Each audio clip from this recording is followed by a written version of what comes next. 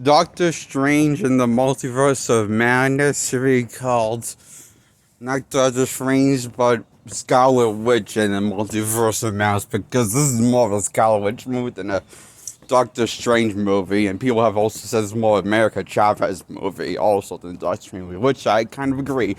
Doctor Strange does very little yak, blah, blah, to move the plot forward, or to be a hero in the movie as a competent one. It's the least he could do now that he's not no longer the sorcerer supreme in this dimension from his own dimension. For some reason, he's the sorcerer supreme in every other dimension, except for the MCU for some reason. The movie says it. And MCU can't accuse everything that MCU ever done related within the MCU multiverse. Basically, can't fight it at all. Well, you know it or not. This is solely explaining it, the film, which I think Spider-Verse did a good job explaining a lot at once instead of waiting for a entire franchise, explaining one little by little, but instead giving you out all at once the explanation of how the thing is, what it is. Always works better for me, I think.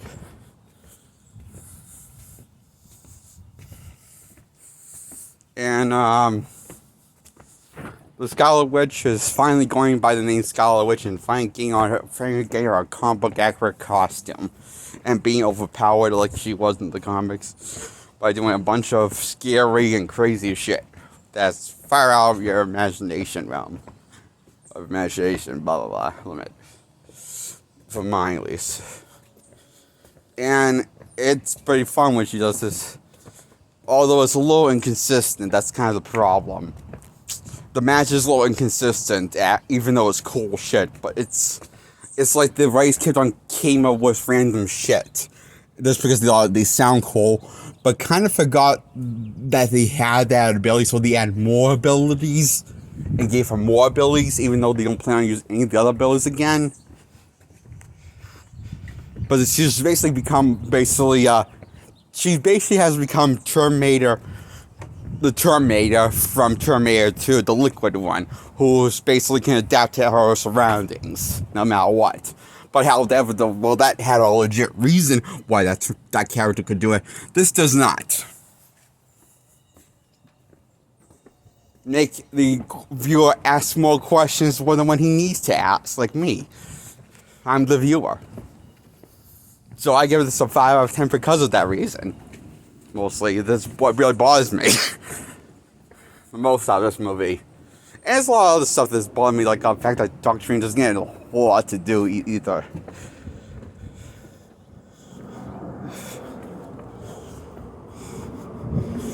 Although I will appreciate that this one does have a good villain that Doctor Strange could have fought, but didn't.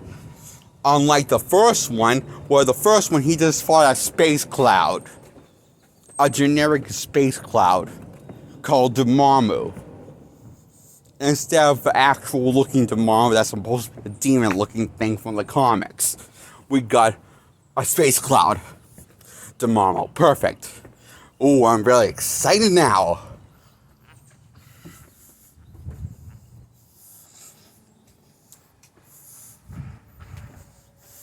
That's why I said to myself in the first one, this is stupid. It's stupid. And same reason why it's stupid to, like, sidetrack Doctor Strange and Doctor Strange movie and the sequel to his movie. His own movie. Titled Doctor Strange, you know? It's a stupid idea. 5 out of 10 this is. Now on to Black Panther. Black Panther, 5 out of 10. He is a weak chump. Doesn't know how to stand up for himself. He is the opposite of a grown mindset man, which is the complete opposite of T'Challa from the comics and from Civil War events. And he has to earn the Black Panther name again to get to he has to earn the title of king by making sure everyone forces it to challenge him. so he can keep the crown of the king of Black Panther. Everything goes smoothly.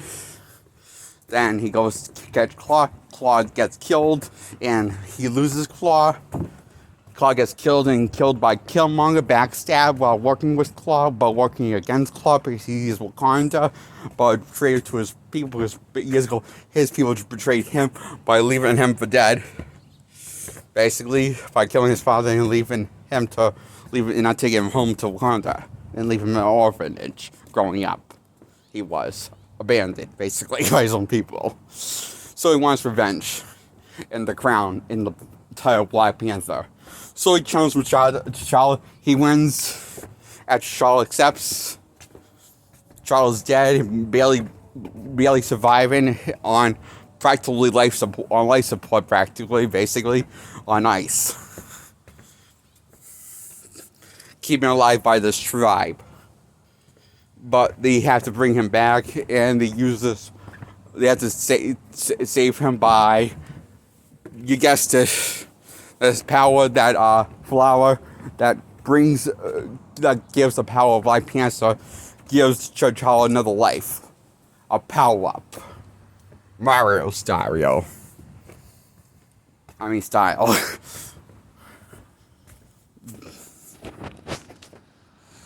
One of that crap. And he saves the day, takes back his kingdom, lets Killmonger finish the job upon himself, and doesn't bother saving him because Killmonger refuses the offer and just lets himself die. Because he doesn't want to be a slave to anybody. Or be miserable, so, yeah. So, Black Panther is a 5 out of 10. And ends up on that above note where he decides to open the world of Wakanda to the people of America and let them in on the secret of Wakanda, which is where it ends on. But he gets kind of tossed aside in the sequel, Black Panther sequel, Wakanda Forever. That whole idea gets retconned and tossed aside.